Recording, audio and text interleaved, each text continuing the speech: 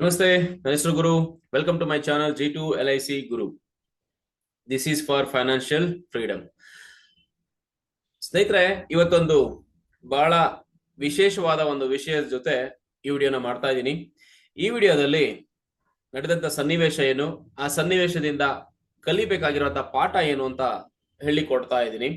So ಇದರ ಬಗ್ಗೆ ನನ್ನ ಅಭಿಪ್ರಾಯ ಏನು ಅನ್ನೋದನ್ನು ಕೂಡ ಈ ವಿಡಿಯೋದ ಮುಖಾಂತರ ಶೇರ್ ಮಾಡ್ತಾ ಇದ್ದೀನಿ. ಸ್ನೇಹಿತರೆ, ಈ ವಿಷಯ ಏನಪ್ಪಾ ಅಂತಂದ್ರೆ ಇದು ಬಹಳ ಆಘಾತಕಾರಿಯಾದಂತ ವಿಷಯ. ಖಂಡಿತವಾಗ್ಲು ಎಲ್ರಿಗೂ ಕೂಡ ಶಾಕ್ ಆಗುವಂತ ವಿಷಯ. ಸೊ ಇವತ್ತಿನ ಎಕನಾಮಿಕ್ ಟೈಮ್ಸ್ ಪೇಪರ್ ಬಂದಿರುವಂತ ಒಂದು ನ್ಯೂಸ್ ಪ್ರಕಾರ ಈ ವಿಡಿಯೋನ ಕವರ್ ಮಾಡ್ತಾ ಇದ್ದೀನಿ. ಸೊ ಒಬ್ಬ ಅಕೌಂಟ್ ಹೋಲ್ಡರ್ ಅಕೌಂಟ್ ಇಂದ 3 ಕೋಟಿ ರೂಪಾಯಿಯಷ್ಟು ಹಣನ ಅಲ್ಲಿನ ಆ ಬ್ಯಾಂಕ್ ನ ಎಂಪ್ಲಾಯಿನೇ, ರಿಲೇಶನ್ಶಿಪ್ ಮ್ಯಾನೇಜರೇ ತೆಗಿತಾರೆ ಕಸ್ಟಮರ್ಗೆ ಗೊತ್ತಿಲ್ಲದೆ ಅಂತಂದ್ರೆ, ಕಸ್ಟಮರ್ಗೆ ಅವರೇ ಚೀಟ್ ಮಾಡಿದ್ದಾರೆ ಅಂತಂದ್ರೆ ಯೋಚನೆ ಮಾಡಿ ನೋಡಿ. ಮತ್ತೆ ನಾವು ಎಲ್ಲಿ, ಹೇಗೆ, ಯಾರನ್ನ ನಂಬಿ ಬ್ಯಾಂಕ್ ಅಲ್ಲಿ ದುಡ್ಡು ಇಡ್ಬೇಕಾಗಿ ಬರುತ್ತೆ. ಇಷ್ಟೆಲ್ಲ ಸೇಫ್ಟಿ ಸೆಕ್ಯೂರಿಟಿ ಇದ್ರೂ ಕೂಡ, ಇಷ್ಟೊಂದು ಜಾಗರೂಕರಾಗಿದ್ರು ಕೂಡ, ಇವತ್ತಿನ ಟೈಮಲ್ಲೂ ಕೂಡ ಈ ದೊಡ್ಡ ಮಟ್ಟದ ಹಣನ ತೆಗಿತಾರೆ ಅಂತಂದ್ರೆ ಹೇಗಿರ್ಬೋದು? ಈ ಹಣನ ತೆಗಿಲಿಕ್ಕೆ ಕಾರಣ ಏನಿರ್ಬೋದು? ಅಥವಾ ಹಣನ ಮತ್ತೆ ಪಡಿಬೇಕಾದ್ರೆ ಹೇಗ್ ಪಡಿತಾರೆ? ಕಸ್ಟಮರ್ಗೆ ಹಣ ಸಿಗುತ್ತಾ, ಸಿಗಲ್ವಾ? ಸೊ ಆ ದುಡ್ಡನ್ನ ಅಲ್ಲಿ ಹಿಡಿಬೇಕಾದ್ರೆ ಕಸ್ಟಮರ್ಗೆ ಮುಂಜಾಗ್ರತೆ ಏನಿತ್ತು, ಆ ಮುಂಜಾಗ್ರತೆ ವಿಷಯಗಳಿಗೆ ಗೊತ್ತಿರ್ಲಿಲ್ವಾ? ಸೊ ಈಗ ಮುಂದೆ ಆಗುವಂತ ಪರಿಣಾಮಗಳು ಏನು ಅನ್ನೋದ್ರ ಬಗ್ಗೆ ಈ ವಿಡಿಯೋದ ಮುಖಾಂತರ ನನ್ನ ಅಭಿಪ್ರಾಯಗಳನ್ನ ಶೇರ್ ಮಾಡ್ಲಿಕ್ಕೆ ಹೊರಡ್ತಾ ಇದ್ದೀನಿ. ಸೊ ಬನ್ನಿ ಸ್ನೇಹಿತರೆ, ಆಗಿದ್ರೆ ತಿಳ್ಕೊಳ್ಳೋಣ. ಎಲ್ರು ಹೆಚ್ಚಿಗೆ ಹಣ ಇಡುವಂತ ಜಾಗ ಬ್ಯಾಂಕ್ಸ್. ಅಂತ ಬ್ಯಾಂಕ್ ಇಂದಾನೆ ಇಟ್ಟಂತ ಹಣ ನಮಗೆ ಗೊತ್ತಿಲ್ದಿರ ಖಾಲಿ ಆಗತ್ತೆ ಅಂತಂದ್ರೆ ಮತ್ತೆ ಯಾರನ್ನ ನಂಬೇಕು? ನಾವು ಎಲ್ಲಿ ಇಡಬೇಕು ನಮ್ಮ ಹಣನ? ಈ ವಿಷಯ ನಡೆದಿರುವಂತದ್ದು ಭಾರತದ ನಂಬರ್ 1 ಬ್ಯಾಂಕ್ ಆದಂತ HDFC ಬ್ಯಾಂಕ್ ಅಲ್ಲಿ. ಈ HDFC ಬ್ಯಾಂಕ್ ಇವತ್ತಿಗೂ ಕೂಡ ತನ್ನ ಮಾರ್ಕೆಟ್ ಕ್ಯಾಪಿಟಲೈಸೇಷನ್ ಅಲ್ಲಿ ನಂಬರ್ 1 ಇದೆ. ಸುಮಾರು 13 ಲಕ್ಷ ಕೋಟಿ ರೂಪಾಯಿಯಷ್ಟು ಹಣನ ಈ ಇದರಲ್ಲಿ ವಹಿವಾಟು ನಡೀತಾ ಇದೆ. ಸೊ 2019 ಪ್ರಕಾರ HDFC bank number 1 in India by customers in Forbes survey ಪ್ರಕಾರ ನಂಬರ್ 1 ಬ್ಯಾಂಕ್ ಇದು ಇಂಡಿಯಾದಲ್ಲಿ. ಇದರ ನಂತರ ನ್ಯಾಷನಲೈಸ್ಡ್ ಬ್ಯಾಂಕ್ ಮತ್ತೆ ಇನ್ನೊಂದಷ್ಟು ಕೆಲವು ಪ್ರೈವೇಟ್ ಬ್ಯಾಂಕ್ಸ್ ಕೂಡ ಬರುತ್ತೆ. ಸೊ ಈಗ ಹೇಳ್ತಾ ಇರುವಂತಹ ವಿಷಯ, ಈಗ ನಡೆದಿರುವಂತಹ ವಿಷಯ ಕೂಡ ಈ HDFC ಬ್ಯಾಂಕ್ಗೆ ಸಂಬಂಧಪಟ್ಟಿದೆ. ಸ್ನೇಹಿತರೆ, ಈ ಸರ್ಟಿಫಿಕೇಟ್ ಅಲ್ಲಿ ಕೊಟ್ಟಿರುವಂತಹ ವಿಷಯಗಳು ನೋಡಿ, ಯಾವ ವಿಷಯಕ್ಕೋಸ್ಕರ HDFC ಬ್ಯಾಂಕ್ ನ ನಂಬರ್ 1 ಕಂಪನಿ ಅಂತ, ನಂಬರ್ 1 ಬ್ಯಾಂಕ್ ಅಂತ ಕನ್ಸಿಡರ್ ಮಾಡಿದ್ದಾರೆ. ಅದು ಟ್ರಸ್ಟ್, ಎಲ್ಲರ ವಿಶ್ವಾಸ ಗಳಿಸಿರುವಂತ, ಎಲ್ಲರಲ್ಲೂ ಹೆಚ್ಚಿಗೆ ವಿಶ್ವಾಸ ಇಟ್ಟಿರುವಂತ ಒಂದು ಬ್ಯಾಂಕ್ ಅಂತ. ಹಾಗೆ ಟರ್ಮ್ಸ್ ಅಂಡ್ ಕಂಡೀಷನ್ಸ್ ಇರುವಂತ ಟರ್ಮ್ಸ್ ಅಂಡ್ ಕಂಡೀಷನ್ಸ್ ಏನಿದೆ, ಕಸ್ಟಮರ್ಸ್ಗೆ ಫೇವರಬಲ್ ಆಗಿರುತ್ತೆ, ಫ್ರೆಂಡ್ಲಿ ಆಗಿರುತ್ತೆ ಅನ್ನೋ ಉದ್ದೇಶದಿಂದ. ಹಾಗೆ ಕಸ್ಟಮರ್ ಸರ್ವಿಸ್, ಕಸ್ಟಮರ್ಗೆ ಸಿಗ್ತಿರುವಂತ ಸರ್ವಿಸ್ ಏನಿದೆ ಅದು ಕೂಡ ಅತಿ ಹೆಚ್ಚಿನ ಮಟ್ಟದಲ್ಲಿ ತೃಪ್ತಿಗೊಂಡಿದೆ ಅನ್ನೋ ಉದ್ದೇಶದಿಂದ. ಡಿಜಿಟಲ್ ಸರ್ವಿಸ್, ಹಾಗೆ ಟೆಕ್ನಾಲಜಿ ಮುಖಾಂತರ ಕೂಡ ಡಿಜಿಟಲ್ ಆಗಿ ಕಸ್ಟಮರ್ ಬ್ಯಾಂಕ್ಗೆ ವಿಸಿಟ್ ಮಾಡದೇನೆ ಟ್ರಾನ್ಸಾಕ್ಷನ್ಸ್ ನ ಮಾಡಬಹುದು ಅಥವಾ ಅದರಿಂದ ಸೌಲಭ್ಯಗಳನ್ನ ಪಡ್ಕೋಬಹುದು ಅನ್ನೋ ಒಂದು ಮತ್ತೊಂದು ವಿಷಯ. ಮತ್ತಿನ್ನೊಂದು ಫೈನಾನ್ಷಿಯಲ್ ಅಡ್ವೈಸ್. ಇದರ ಜೊತೆ ಫೈನಾನ್ಷಿಯಲ್ ಅಡ್ವೈಸ್ ಕೂಡ ಈ ಬ್ಯಾಂಕ್ ಮಾಡ್ತಿರುತ್ತೆ. ಡೆಪಾಸಿಟ್ಸ್ ಆಗ್ಬೋದು, ಇನ್ವೆಸ್ಟ್ಮೆಂಟ್ಸ್ ಆಗ್ಬೋದು, ಇಂಟ್ರೆಸ್ಟ್ ಬರೋಂತ ರೂಪ್ಸ್ ಆಗ್ಬೋದು, ಎಲ್ಲಾ ವಿಷಯಗಳನ್ನ ಕನ್ಸಿಡರ್ ಮಾಡಿ ಕಂಪ್ಲೀಟ್ ಆಗಿ HDFC ಬ್ಯಾಂಕ್ ನಂಬರ್ 1 ಬ್ಯಾಂಕ್ ಇವತ್ತು ಇಂಡಿಯಾದಲ್ಲಿ ಅಂತ ಸರ್ಟಿಫಿಕೇಟ್ ಕೊಟ್ಟಿದೆ. ಸೊ ಅದೇ ರೀತಿ ಕೂಡ ಇದೆ. ಖಂಡಿತವಾಗ್ಲೂ ಈ ಬ್ಯಾಂಕ್ ಅದೇ ರೀತಿ ಕೆಲಸ ಮಾಡ್ತಿರುತ್ತೆ. ಆದರೆ ಇವತ್ತು ನಡೆದಂತ ಒಂದು ಈ ವಿಷಯದಲ್ಲಿ, ಇವತ್ತು ಬಂದಿರುವಂತಹ ವಿಷಯದಲ್ಲಿ ಖಂಡಿತವಾಗ್ಲೂ ಈ ಎಲ್ಲಾ ವಿಷಯಗಳು ಕೂಡ ಮಾರಕವಾದಂತ ಒಂದು ಮೆಸೇಜ್ ಅನ್ನ ಕೊಡ್ತಿರುತ್ತೆ. ಸೊ ನೋಡಿ, HDFC bank employee steals rupees 300 crore from FDs. Court sends notice to RBI and bank. HDFC bank ಅಲ್ಲಿರುವಂತಹ ಒಬ್ಬ ವ್ಯಕ್ತಿ ಎಂಪ್ಲಾಯಿ ಆತ. ಎಂಪ್ಲಾಯಿ 3 ಕೋಟಿ ರೂಪಾಯಿಯಷ್ಟು ಹಣನ FD ಇಂದ ಕದೀತಿದ್ದಾನೆ. ಸೊ ಇದಕ್ಕೆ ಸಂಬಂಧಪಟ್ಟಂಗೆ RBIಗೆ ಮತ್ತೆ ಬ್ಯಾಂಕ್ಗೆ ಕೋರ್ಟ್ ನೋಟಿಸ್ ಕೊಡುತ್ತೆ. ಸೊ ಕೋರ್ಟ್ ನೋಟಿಸ್ ಕೊಡುತ್ತೆ ಅಂತಂದ್ರೆ ಖಂಡಿತವಾಗ್ಲೂ ಇದಕ್ಕೆ ಸಂಬಂಧಪಟ್ಟಂಗೆ FIR ಆಗಿರುತ್ತೆ, ನಂತರ ಕೋರ್ಟಲ್ಲಿ ಹೋಗಿರುತ್ತೆ, ಕೋರ್ಟ್ ಚರ್ಚೆ ಆಗಿರುತ್ತೆ, ಅದರ ನಂತರ ಸಂಬಂಧಪಟ್ಟವ್ರಿಗೆ ನೋಟಿಸ್ ಹೋಗಿರುತ್ತೆ. ಹಾಗಿದ್ರೆ ನಡೆದಂತ ವಿಷಯ ಏನು ಅಂತ ತಿಳ್ಕೊಳ್ಳೋಣ ಬನ್ನಿ. ಸೊ ಬಾಂಬೆ ಹೈಕೋರ್ಟ್ ಏನಿದೆ, HDFC ಬ್ಯಾಂಕ್ ಮತ್ತೆ RBIಗೆ ಒಂದು ನೋಟಿಸ್ ನ ಇಶ್ಯೂ ಮಾಡುತ್ತೆ. ಕಾರಣ ಯಾಕಪ್ಪ ಅಂತಂದ್ರೆ, ಅಲ್ಲಿನ ಬ್ಯಾಂಕ್ ಎಂಪ್ಲಾಯಿ ಸುಮಾರು 3 ಕೋಟಿ ರೂಪಾಯಿಯಷ್ಟು ಹಣನ ಕಸ್ಟಮರ್ ಇಟ್ಟಿದಂತ ಫಿಕ್ಸ್ಡ್ ಡೆಪಾಸಿಟ್ ಇಂದ ತೆಗಿತಾರೆ. ಹಾಗೆ ಕೋರ್ಟ್ ಕೂಡ ಕ್ವಶನ್ ಮಾಡುತ್ತೆ, ಪೊಲೀಸ್ ಯಾಕೆ ಆಕ್ಷನ್ ತಗೊಳ್ಳಿಕ್ಕೆ ನಿಧಾನ ಮಾಡಿದ್ರು, ಮತ್ತೆ ಬ್ಯಾಂಕ್ ಅಲ್ಲಿ ಇರುವಂತಹ ಲ್ಯಾಕ್ ಆಫ್ ಸೆಕ್ಯೂರಿಟಿ ಮೆಸರ್ಸ್ ಏನೇನಿದೆ ಅದ್ರ ಬಗ್ಗೆ ಯಾಕೆ ಗಮನ ಹರಿಸ್ಕೊಳ್ಳಿಲ್ಲ, ಅಷ್ಟು ಸೆಕ್ಯೂರಿಟಿ ಇದ್ರೂ ಕೂಡ ಹೇಗೆ ಬ್ಯಾಂಕ್ ಎಂಪ್ಲಾಯಿ 3 ಕೋಟಿ ರೂಪಾಯಿನ ಕಸ್ಟಮರ್ ಅನರ್ಜ್ ಜೊತೆ ತೆಗಿತಾರೆ ಅನ್ನೋ ಉದ್ದೇಶಕ್ಕೆ ಕೂಡ ಕೋರ್ಟ್ ಕೂಡ ಕ್ವಶನ್ ಮಾಡಿರುತ್ತೆ. ಸೊ ಈ ರೀತಿ ಆಗ್ತಾ ಹೋದ್ರೆ ಸಾಮಾನ್ಯರ ಟ್ರಸ್ಟ್ ಏನಿದೆ, ಪಬ್ಲಿಕ್ ಜನರ ಮೇಲೆ ಪಬ್ಲಿಕ್ ಇಟ್ಟಿರುವಂತಹ ವಿಶ್ವಾಸದ ಬಗ್ಗೆ ಏನಾಗ್ಬೋದು ಅನ್ನೋದು ಪ್ರಶ್ನೆ ಕೂಡ ಉದ್ಭವ ಆಗಿದೆ. ಸೊ ಇದು ಇವತ್ತು ಬಂದಿರುವಂತ ನ್ಯೂಸ್ ಪೇಪರ್ ಆರ್ಟಿಕಲ್ ಪ್ರಕಾರ ಸಿಗ್ತಿದೆ. ಸೊ ಅದಕ್ಕೆ ಸಂಬಂಧಪಟ್ಟಂತ ಡೇಟ್ ಕೂಡ ಮೆನ್ಷನ್ ಆಗಿದೆ. ಸೊ ಇಲ್ಲಿ ನಡೆದಂತದ್ದು ಏನಪ್ಪಾ ಆಗಿದ್ರೆ, 3 ಕೋಟಿ ರೂಪಾಯಿನ ಒಬ್ಬ ಕಸ್ಟಮರ್ ಅಕೌಂಟ್ ಇಂದ ತೆಗೀತಾರೆ. ಸೊ ಈ ರೀತಿ ಆಗ್ತಾ ಹೋದ್ರೆ ಕಸ್ಟಮರ್ಸ್ ಬ್ಯಾಂಕ್ ಅಲ್ಲಿ ಟ್ರಸ್ಟ್ ಇಡೋದು ಹೇಗೆ, ಆಗ್ತಿದ್ರೆ ನಡೆದಿದ್ ಏನು, ಕಸ್ಟಮರ್ ಗೊತ್ತಿಲ್ವಾ ಅಂತ ಕೇಳೋಕ್ ಹೋದ್ರೆ, ನೋಡಿ ಕಸ್ಟಮರ್ ಯಾರಪ್ಪ ಅಂತಂದ್ರೆ ಮೇಡಮ್ ಮೀನಾಕ್ಷಿ ಕಪೂರಿ ಅಂತ 53 ವರ್ಷದವರು. ಇವರು ಒಂದು ಕಂಪ್ಲೇಂಟ್ ನ ಲಾಂಚ್ ಮಾಡ್ತಾರೆ.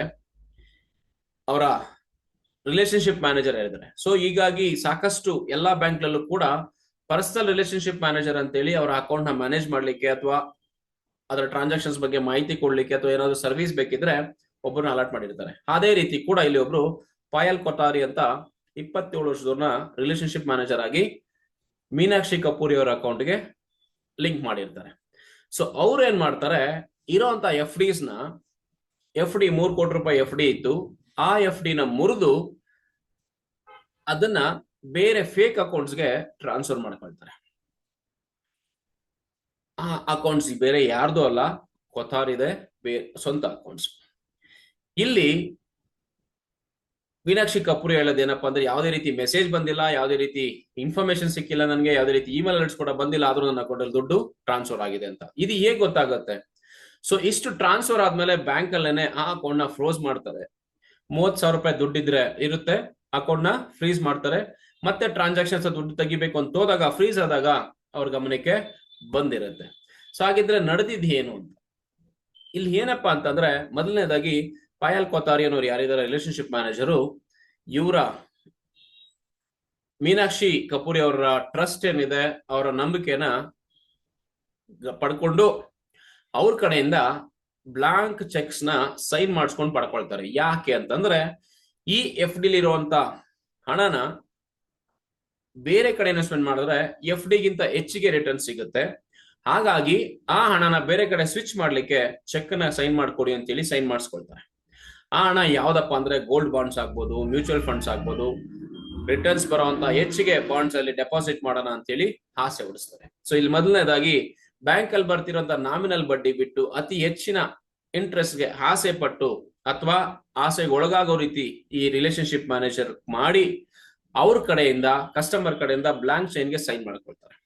ಸೊ ಅದನ್ನ ತಗೊಂಡೋಗಿ ಕಸ್ಟಮರು ಅಕೌಂಟ್ ಇಂದ FD ನ ಬ್ರೇಕ್ ಮಾಡಿ ವಿತ್ಡ್ರಾ ಮಾಡ್ಕೊಳ್ತಾರೆ. ಸೊ ಸಂಬಂಧಪಟ್ಟಂತೆಲ್ಲ ಸಿಗ್ನೇಚರ್ಸ್ ಆಗಿತ್ತು ಅಂದ್ರೆ ಖಂಡಿತವಾಗ್ಲೂ ಬ್ಯಾಂಕ್ ಅಲ್ಲಿ ಅದನ್ನ ಪ್ರೋಸೆಸ್ ಮಾಡ್ಲಿಕ್ಕೆ ಬರುತ್ತೆ, ಪ್ರೋಸೆಸ್ ಮಾಡ್ತಾರೆ. ಹಾಗಾದ್ರೆ ಕಸ್ಟಮರ್ಗೆ ಮೆಸೇಜ್ ಹೋಗೋದಿಲ್ವಾ, ಇಮೇಲ್ ಐಡಿಗೆ ಇಂಟಿಮೇಷನ್ಸ್ ಬರೋದಿಲ್ವಾ? ಅಷ್ಟು ದೊಡ್ಡ FD ನ ಬ್ರೇಕ್ ಮಾಡ್ಬೇಕಾದ್ರೆ ಬ್ಯಾಂಕ್ ಕಡೆಯಿಂದ ಒಂದು ಸಂಬಂಧಪಟ್ಟಂತ ಒಂದು ಮೆಸೇಜ್ ಹೋಗ್ಬೇಕಲ್ವಾ? ಹೌದು. ಅದೇ ಡೌಟ್ ಬಂದು ಕೋರ್ಟ್ರು ಕೂಡ ಅದನ್ನ ಪ್ರಶ್ನೆ ಮಾಡಿದ್ರೆ, ಪ್ರಶ್ನೆಗೆ ಬಂದಂತ ಉತ್ತರ ಏನಪ್ಪಾ ಅಂತಂದ್ರೆ, ರಿಲೇಶನ್ಶಿಪ್ ಮ್ಯಾನೇಜರು ಕೇವಲ ಖಾಲಿ ಚೆಕ್ಗಳಲ್ಲಿ ಸೈನ್ ಮಾಡಿಸ್ಕೊಂಡಿದ್ದಲ್ಲದೆ ಅವರ ಇಮೇಲ್ ಐಡಿ ಮತ್ತೆ ಮೊಬೈಲ್ ನಂಬರ್ ಏನಿದೆ ಅದನ್ನೂ ಕೂಡ ತಮ್ಮ ಅಕೌಂಟ್ಗೆ ಲಿಂಕ್ ಆಗಿರುವಂತದನ್ನ ಒರಿಜಿನಲ್ ಡೀಟೇಲ್ಸ್ ನ ತೆಗೆದು ಫೇಕ್ ನಂಬರ್ ಅಥವಾ ಬೇರೆ ಇಮೇಲ್ ಐಡಿನ ಕನೆಕ್ಟ್ ಮಾಡ್ಕೊಳ್ತಾರೆ. ಕಾರಣ ಅವರ ಉದ್ದೇಶ ಏನಿತ್ತು ಅದನ್ನ ಪೂರ್ಣ ಮಾಡ್ಕೊಳ್ಳಿಕ್ಕೋಸ್ಕರ. ಸೊ ಈ ರೀತಿ ಆದಾಗ ಕಸ್ಟಮರ್ ಗಮನಕ್ಕೆ ಹೇಗೆ ಬರುತ್ತೆ ಹೇಳಿ ಅಲ್ವಾ? ಎಸ್. ಸೊ ಇಮೇಲ್ ಅಡ್ರೆಸ್ ಮತ್ತೆ ಮೊಬೈಲ್ ನಂಬರ್ ಏನಿತ್ತು ಆಲ್ರೆಡಿ ಹಳೇದು ಬ್ಯಾಂಕ್ ರೆಕಾರ್ಡ್ಸ್ ಅಲ್ಲಿ ಇದ್ದಂತದನ್ನ ತೆಗೆದು ಬೇರೆ ನಂಬರ್ಗಳನ್ನ ಚೇಂಜ್ ಮಾಡ್ಕೊಳ್ತಾರೆ. And that is why when the transaction was happening, the victim was not getting any kind of alerts. So ಬೇರೆ ನಂಬರ್ಸ್ಗೆ ಅಥವಾ ಸಂಬಂಧಪಟ್ಟಂತೆ ಹೋಗಿರೋದಿಲ್ಲ. ಸ್ನೇಹಿತರೆ, ಈಗ ಬಹಳ ಎಚ್ಚರವಾಗಿ ಗಮನಿಸಬೇಕಾದಂತ ವಿಷಯ ಏನಪ್ಪಾ ಇಲ್ಲಿ ಅಂತಂದ್ರೆ, ನಂಬಿಕೆ ಇಟ್ಟು ಸೈನ್ ಮಾಡ್ಬೇಕಾದಾಗ ಆ ನಂಬಿಕೆನ ಉಳಿಸ್ಕೊಬೇಕಾಗಿರುವಂತದ್ದು ಯಾರು ಸಿಗ್ನೇಚರ್ ತಗೊಂಡಿರ್ತಾರೋ ಅದರ ಜವಾಬ್ದಾರಿ. ಅದೇ ರೀತಿ ಸೈನ್ ಮಾಡ್ಬೇಕಾದಾಗ ಕೂಡ ಗ್ರಾಹಕರು ಬಹಳ ಎಚ್ಚರಿಕೆಯಿಂದ ಇರ್ಬೇಕಾಗಿ ಬರುತ್ತೆ. ಸೊ ಯಾವ ಫಾರ್ಮ್ಗೆ ಸೈನ್ ಮಾಡ್ತಾ ಇದೀವಿ, ಯಾಕೆ ಸೈನ್ ಮಾಡ್ತಾ ಇದೀವಿ ಅನ್ನೋದನ್ನ ಕೂಡ ಅವ್ರು ಅರ್ಥ ಮಾಡ್ಕೊಂಡು ಸೈನ್ ಮಾಡಿದ್ರೆ ಬಹಳ ಉತ್ತಮ ಅಂತ ಅನ್ಸುತ್ತೆ. ಹಾಗೆ ಇಲ್ಲಿ ಚೆಕ್ ಕೊಟ್ಟಿರುವಂತದ್ದು ಏನಿದೆ, ಎಲ್ಲಿ ಇನ್ವೆಸ್ಟ್ಮೆಂಟ್ ಮಾಡ್ತಿದಾರೋ ಅದರ ಹೆಸರಿಗೆ ಅವರ ಪೇಯಿ ನೇಮ್ ನ ಬರೆದು ಕೊಟ್ಬಿಟ್ಟಿದ್ರೆ, ಎಷ್ಟು ಅಮೌಂಟ್ ಅಂತ ಕರೆಕ್ಟ್ ಆಗಿ ಬರೆದು ಡೀಟೇಲ್ ಆಗಿ ಕೊಟ್ಬಿಟ್ಟಿದ್ರೆ ಅಫ್ಕೋರ್ಸ್ ಇಂಟ್ರೆಸ್ಟ್ ಹೆಚ್ಚಿಗೆ ಬರುವಂತದ್ದು ಆಸೆ ಎಲ್ರಿಗೂ ಇದ್ದೇ ಇರುತ್ತೆ. ಸೊ ಆ ರೀತಿ ಪ್ರಿಕಾಷನ್ ತಗೊಂಡು ಚೆಕ್ ಅನ್ನ ಇಶ್ಯೂ ಮಾಡಿದ್ರೆ ಈ ರೀತಿ ಫ್ರಾಡ್ ಆಗ್ತಿರ್ಲಿಲ್ಲ ಅಂತ ನನ್ಗನ್ಸುತ್ತೆ. ಇಲ್ಲಿ ಇನ್ನೊಂದು ವಿಷಯ ಏನಪ್ಪಾ ಅರ್ಥ ಮಾಡ್ಕೊಬೇಕಾಗಿರೋದು ಅಂತಂದ್ರೆ 3 ಕೋಟಿ ರೂಪಾಯಿನ ಒಂದೇ ಜಾಗದಲ್ಲಿ ಎಫ್ ಡಿ ಇಡುವಂತದ್ದು ಎಷ್ಟು ಸೇಫ್. ಅಫ್ಕೋರ್ಸ್ ಇವರ ನಾಲೆಡ್ಜ್ ಪ್ರಕಾರ HDFC ಬ್ಯಾಂಕ್ ಇಂಡಿಯಾದಲ್ಲಿ ನಂಬರ್ 1 ಬ್ಯಾಂಕ್ ಅಂತ ಮೇ ಬಿ ರಿವ್ಯೂಸ್ ಮುಖಾಂತರ, ಸ್ಟಡೀಸ್ ಮುಖಾಂತರ ಓದಿರ್ತಾರೆ, ಅಥವಾ HDFC ಬ್ಯಾಂಕ್ ಅವರಿಗೆ ಕನ್ವಿನ್ಸ್ ಮಾಡಿರ್ತಾರೆ, ಅದು ಸತ್ಯ ಕೂಡ.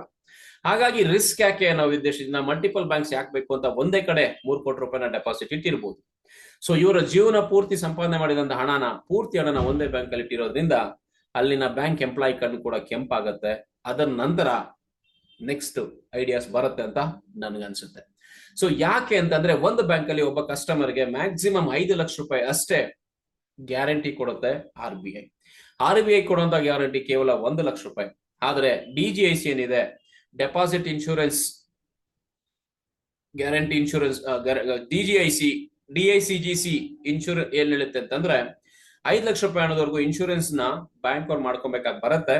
ಸೊ ಹಾಗಾಗಿ ಅಕಸ್ಮಾತ್ ಏನಾದ್ರು ಫ್ರಾಡ್ಸ್ ಆದಾಗ ಆ 5 ಲಕ್ಷ ರೂಪಾಯಿವರೆಗೂ ಒಬ್ಬ ಕಸ್ಟಮರ್ಗೆ ಸೆಟಲ್ ಮಾಡಬಹುದು ಅನ್ನೋ ಉದ್ದೇಶದಿಂದ. ಸೊ ಈ ವಿಷಯ ಗೊತ್ತಿದ್ದು ಕೂಡ 3 ಕೋಟಿ ರೂಪಾಯಿನ ಒಂದೇ ಬ್ಯಾಂಕ್ ಅಲ್ಲಿ ಇಟ್ರ ಅಥವಾ ಈ ವಿಷಯ ಅವ್ರಿಗೆ ಗೊತ್ತಿರ್ಲಿಲ್ವಾ, ಅದು ಗೊತ್ತಿಲ್ಲ. ಸೊ ಹಾಗಾಗಿ ಸಾಮಾನ್ಯ ಗ್ರಾಹಕರು ತಿಳ್ಕೊಬೇಕಾಗಿರುವಂತದ್ದು ಇಷ್ಟೇ, ತನ್ನ ಒಂದು ಅಕೌಂಟ್ ಅಲ್ಲಿ ಒಂದು ಬ್ಯಾಂಕ್ ಅಲ್ಲಿ 5 ಲಕ್ಷ ರೂಪಾಯಿವರೆಗೂ ಗ್ಯಾರಂಟಿ ಇರುತ್ತೆ ತಮ್ಮ ಇನ್ವೆಸ್ಟ್ಮೆಂಟ್ ಹಣ. ಅದ್ರ ಮೇಲೆ ಇಟ್ಟಿರುವಂತ ಹಣ ಅದಕ್ಕೆ ಅವರೇ ಹೊಣೆ ಹಾಕ್ತಾರೆ. ಸೊ ಹಾಗಾಗಿ ಕರೆಂಟ್ ಅಕೌಂಟ್ ಅಲ್ಲಿ 5 ಲಕ್ಷ ಅಥವಾ ಸೇವಿಂಗ್ಸ್ ಅಕೌಂಟ್ ಅಲ್ಲಿ 5 ಲಕ್ಷ ಇಟ್ಟು ಆಪರೇಟರ್ಸ್ ಬೇರೆ ಬೇರೆ ಇದ್ರೆ, ಅಥವಾ ಜಾಯಿಂಟ್ ಅಕೌಂಟ್ ಇದ್ದು ಅಥವಾ ಒಂದು ಜಾಯಿಂಟ್ ಅಕೌಂಟ್ ಅಲ್ಲದೆ 2 ಜಾಗದಲ್ಲಿ 5 ಲಕ್ಷ ಇಟ್ಟಿದ್ರು ಒಂದೇ ಬ್ಯಾಂಕ್ ಅಲ್ಲಿ, ಈ ರೀತಿ ಆದಾಗ ಕೂಡ ಅದಕ್ಕೆ 5 ಲಕ್ಷ ರೂಪಾಯಿ ಮೊತ್ತದ ಕಾಂಪನ್ಸೇಷನ್ ಇದೆ, ಅದು ಸಿಗುವಂತ ಸಾಧ್ಯತೆ ಇರುತ್ತೆ. ಸೊ ಹಾಗಾಗಿ ಡೆಪಾಸಿಟ್ಸ್ ಮಾಡ್ಬೇಕಾದಾಗ ಖಂಡಿತವಾಗ್ಲೂ ಎಚ್ಚರಿಕೆ ವಹಿಸ್ಕೊಬೇಕಾಗಿರುವಂತದ್ದು ಬಹಳ ಅವಶ್ಯಕತೆ ಇದೆ. ಸೊ ಯಾರನ್ನ ಯಾವಾಗ ಹೇಗೆ ನಂಬ್ತೀವಿ ಅಂತ ಹೇಳಿ ಬರೋದಿಲ್ಲ, ಏನಾಗುತ್ತೆ ಅಂತ ಹೇಳಲಿಕ್ಕೂ ಬರೋದಿಲ್ಲ. ಸೊ ಕಷ್ಟಪಟ್ಟ ಹಣ ಸೇಫ್ ಆಗಿರ್ಬೇಕು ಅಂತಂದ್ರೆ ನನ್ನ ಪ್ರಕಾರ ದಯವಿಟ್ಟು ಈ ಹಣನ ಒಂದೇ ಜಾಗದಲ್ಲಿ ಹೂಡಿಕೆ ಮಾಡೋದು ಕೂಡ ಡೈವರ್ಸಿಫೈ ಮಾಡೋದು ಬಹಳ ಸೂಕ್ತ ಅಂತ ನಾನು ಅಂದ್ಕೊಳ್ತೀನಿ. ಅಥವಾ ಗ್ಯಾರಂಟಿ ಇರುವಂತ, ಸೌರಿಂಗ್ ಗ್ಯಾರಂಟಿ ಇರುವಂತ ಜಾಗ ಏನಿದೆ ಅಂತ ಪ್ಲೇಸಸ್ ಅಲ್ಲಿ ಯಾಕೆ ನೀವು ಡೆಪಾಸಿಟ್ ಮಾಡಬಾರ್ದು ಅಲ್ವಾ. ಸೊ ಈ ರೀತಿಯಾದಂತ ಅವುಗಳಿಗೆ ಚಾನ್ಸೇ ಸಿಗೋದಿಲ್ಲ. ಸೊ ಇಲ್ಲಿಂದ ಮುಂದೆ ಹಣ ಅವ್ರಿಗೆ 3 ಕೋಟಿ ರೂಪಾಯಿ ವಾಪಸ್ ಬರುತ್ತಾ, ಹಾಗೆ ಬರೋದಾದ್ರೆ ಹೇಗ್ ಬರುತ್ತೆ, ಯಾರು ಕೊಡ್ತಾರೆ, ಏನು, ಇದೆಲ್ಲ ಯಕ್ಷ ಪ್ರಶ್ನೆ. ಸೊ ಜೀವನ ಪರ್ಯಂತ ಸಂಪಾದನೆ ಮಾಡಿದಂತ 3 ಕೋಟಿ ಹಣ ಒಟ್ಟಿಗೆ ಮಿಸ್ಯೂಸ್ ಆಗಿದೆ ಅಂತಂದ್ರೆ ಯೋಚನೆ ಮಾಡಿ ನೋಡಿ ಗ್ರಾಹಕರ ಮನಸ್ಸಿನ ಪರಿಸ್ಥಿತಿ ಹೇಗಿರ್ಬೋದು, ಅಥವಾ ಅದರಿಂದ ಆಗುವಂತ ದುರಂತಗಳು ಏನಾಗ್ಬೋದು ಅಂತ ಕೂಡ ಯೋಚನೆ ಮಾಡ್ಬೇಕಾಗಿ ಬರುತ್ತೆ. ಸೊ ಈಗ 5 ಲಕ್ಷ ರೂಪಾಯಿ ಗ್ಯಾರಂಟಿ ಇರುವಂತ ಒಂದು ಬ್ಯಾಂಕ್ ಅಲ್ಲಿ 3 ಕೋಟಿ ರೂಪಾಯಿ ಹಣ ಇಟ್ಟಿರುವಂತ ಪರಿಸ್ಥಿತಿಯನ್ನ ನೋಡಿ, ಸೊ ಲಾಯರ್ ಆದಂತ ಸಿದ್ದಿಕ್ ಅವರು ಕೂಡ ಇದಕ್ಕೆ ಮುಂಚೆ ಬಂದಂತ RBI ನೋಟಿಸ್ ನ ಗಮನಿಸಿಕೊಂಡು ಈ ವಿಷಯಕ್ಕೆ ಕೇವಲ HDFC ಬ್ಯಾಂಕ್ ಅವರಷ್ಟೇ ಒಂದು ಬ್ರಾಂಚ್ ಅವರು ಸಂಬಂಧ ಪಡ್ಲಿಕ್ಕೆ ಆಗೋದಿಲ್ಲ, RBI ಕೂಡ ಬರಬೇಕು. ಅದಕ್ಕೆ ಸಂಬಂಧಪಟ್ಟಂತೆ HDFC ಬ್ಯಾಂಕ್ ನ ರೀಜನಲ್ ಮ್ಯಾನೇಜರ್ ಇದ್ದಾರೆ, ಸುಪೀರಿಯರ್ಸ್ ಯಾರಿದ್ದಾರೆ, ಅಷ್ಟೂ ಜನನ ಗಮನಕ್ಕೆ ಕರೆಸಿ, ಕೋರ್ಟ್ಗೆ ಕರೆಸಿ ಅವ್ರ ಮುಖಾಂತರ ವಿಚಾರಣೆ ಮಾಡಿ ಕಸ್ಟಮರ್ಗೆ ನ್ಯಾಯ ಒದಗಿಸಬೇಕು ಅಂತ ಕೇಳ್ಕೊಳ್ಳೋದ್ರ ಮುಖಾಂತರ HDFC ಬ್ಯಾಂಕ್ ಹೆಡ್ಸ್ ಯಾರಿದ್ದಾರೆ ಅವ್ರಿಗೆ, ಹಾಗೆ RBIಗೂ ಕೂಡ ನೋಟಿಸ್ ಇಶ್ಯೂ ಮಾಡುತ್ತೆ ಕೋರ್ಟ್, ಬಾಂಬೆ ಹೈಕೋರ್ಟ್. ಸೊ ಈ ವಿಷಯದಲ್ಲಿ ಹೇಳೋದಾದ್ರೆ ಸ್ನೇಹಿತರೆ, ಎಚ್ಚರ ವಹಿಸಿದ್ರೆ ಬಹಳಷ್ಟು ಸೂಕ್ತ ಅಂತ ಅನ್ಸುತ್ತೆ. ಸೊ ಒಟ್ಟಿಗೆ ಹಣ ಇದ್ದಾಗ ಮಿಸ್ಯೂಸ್ ಆಗುವಂತ ಸಾಧ್ಯತೆಗಳು ಹೆಚ್ಚಿರುತ್ತೆ ಅಂತ ಕೂಡ ಹೇಳ್ಬೋದು. ಸೊ ಇಲ್ಲಿ ಕಲಿಯುವಂತ ಪಾಠ ಇಷ್ಟೇ, ಚೆಕ್ ನ ಇಶ್ಯೂ ಮಾಡ್ಬೇಕಾದ್ರೆ ಯಾರಿಗೆ ಇಶ್ಯೂ ಮಾಡ್ತಾ ಇದ್ದೀರಾ, ಎಷ್ಟು ಹಣಕ್ಕೆ ಇಶ್ಯೂ ಮಾಡ್ತಿದ್ದೀರಾ ಅನ್ನೋದನ್ನ ಕನ್ಫರ್ಮ್ ಮಾಡ್ಕೊಂಡು ಇಶ್ಯೂ ಮಾಡೋದು ಬಹಳ ಸೂಕ್ತ ಅನ್ಸುತ್ತೆ. ಎಷ್ಟೇ ಟ್ರಸ್ಟ್ ವರ್ದಿ ಆದ್ರೂ ಕೂಡ ಎಚ್ಚರಿಕೆ ವಹಿಸಬೇಕಾಗಿರೋದು ಬಹಳ ಅವಶ್ಯಕತೆ ಇದೆ ಅಂತ ಈ ಸನ್ನಿವೇಶದ ಮುಖಾಂತರ ಎಲ್ರಿಗೂ ಅರ್ಥ ಆಗುತ್ತೆ. ಜೊತೆಗೆ ಬ್ಯಾಂಕಿನ ಎಂಪ್ಲಾಯೇ ಮೋಸ ಮಾಡ್ತಾರೆ ಅಂತ ಯಾರು ಯೋಚನೆ ಮಾಡ್ಲಿಕ್ಕೆ ಆಗೋದಿಲ್ಲ, ಹಾಗಂತ ಎಲ್ಲಾ ಎಂಪ್ಲಾಯೀಸು ಮೋಸ ಮಾಡ್ತಾರೆ ಅಂತ ಹೇಳಿಕ್ಕೂ ಆಗೋದಿಲ್ಲ. ನಮ್ಮ ಎಚ್ಚರ ನಮ್ಮಲ್ಲಿ ಇರ್ಬೇಕಾಗಿರುವಂತದ್ದು ಬಹಳ ಅವಶ್ಯಕತೆ ಇದೆ ಅಂತ ಈ ಸನ್ನಿವೇಶ ತೋರಿಸ್ತಾ ಇದೆ.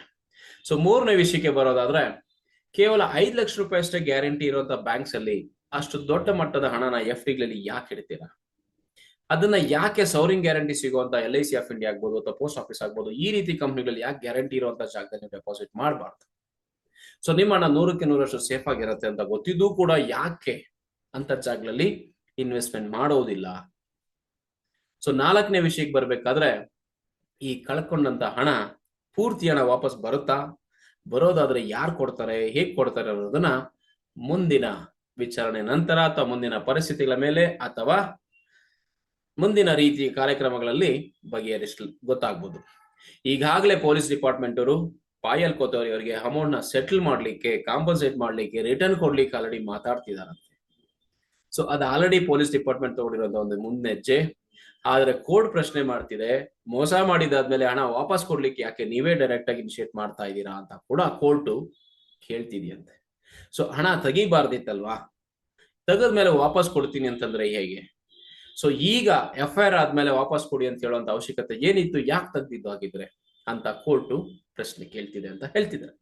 ಸ್ನೇಹಿತರೆ, ಈ ವಿಡಿಯೋನ ನೋಡಿದ್ಮೇಲೆ ಖಂಡಿತವಾಗ್ಲೂ ನೀವು ಕೂಡ ನಿಮ್ಮ ಎಚ್ಚರಿಕೆಯಲ್ಲಿ ಇರ್ತೀರಾ ಅಂತ ಅನ್ಕೊಳ್ತೀನಿ. ಜೊತೆಗೆ ಮುಂದೆ ಡೆಪಾಸಿಟ್ ಮಾಡುವಂತ ಎಲ್ಲ ಇನ್ವೆಸ್ಟ್ಮೆಂಟ್ಸ್ ಎಷ್ಟು ಸೆಕ್ಯೂರ್ ಇದೆ, ಸೇಫ್ ಇದೆ ಅಂತ ಅರ್ಥ ಮಾಡ್ಕೊಂಡು ಇನ್ವೆಸ್ಟ್ಮೆಂಟ್ ಮಾಡ್ತೀರಾ ಅಂತ ತಿಳ್ಕೊಂಡು ವಿಡಿಯೋನ ಪೂರ್ತಿ ನೋಡಿದಕ್ಕೆ ಧನ್ಯವಾದಗಳು. ವಿಷಯ ನಿಮಗೆ ಯೂಸ್ಫುಲ್ ಆಗಿತ್ತು ಅಂತಂದ್ರೆ ದಯವಿಟ್ಟು ಥಮ್ಸ್ ಅಪ್ ಕೊಡಿ, ಲೈಕ್ ಮಾಡಿ, ಹಾಗೆ ನಿಮ್ಮ ಅಭಿಪ್ರಾಯಗಳನ್ನ ದಯವಿಟ್ಟು ಕಮೆಂಟ್ ಬಾಕ್ಸ್ ಅಲ್ಲಿ ಹಾಕ್ತಾ ಹೋಗಿ. ಚಾನಲ್ಗೆ ಫಸ್ಟ್ ಟೈಮ್ ಏನಾದ್ರು ಬಂದು ಚಾನಲ್ ನ ಇರುವಂತ ವಿಡಿಯೋನ ನೋಡ್ತಿದ್ದೀರಾ ಅಂತಂದ್ರೆ ಸಬ್ಸ್ಕ್ರೈಬ್ ಮಾಡೋದನ್ನ ಮರಿಬೇಡಿ. ಹಾಗೆ ಬೆಲ್ ಐಕನ್ ನ ಕ್ಲಿಕ್ ಮಾಡಿ, ಮುಂದೆ ಬರುವಂತ ಎಲ್ಲಾ ವಿಡಿಯೋಸ್ ಕೂಡ ನೀವು ನೋಡ್ಬೋದು. ಈ ರೀತಿಯಾದಂತ ಅನುಕೂಲಕರವಾದಂತ ಉಪಯೋಗವಾದಂತ ಮಾಹಿತಿನ G2 LIC ಗುರು ಮುಖಾಂತರ ನಿಮ್ಗೆ ನೀಡ್ತಾ ಬರ್ತಿರ್ತೀನಿ. ಸೊ ನಿಮ್ಮ ಫೈನಾನ್ಷಿಯಲ್ ಫ್ರೀಡಮ್ ನನ್ನ ಗುರಿ. ಹಾಗಾಗಿ ಈ ಚಾನಲ್ಗೆ ಹೆಚ್ಚೆಚ್ಚು ಕಮೆಂಟ್ಸ್ ಮಾಡ್ತಾ, ನಿಮ್ಮ ಅಭಿಪ್ರಾಯಗಳನ್ನ ಶೇರ್ ಮಾಡ್ತಾ, ಬೇರೆಯವ್ರಿಗೂ ಶೇರ್ ಮಾಡ್ತೀರಾ ಅಂತ ಹೇಳ್ತಾ ಮತ್ತೊಮ್ಮೆ ಧನ್ಯವಾದ.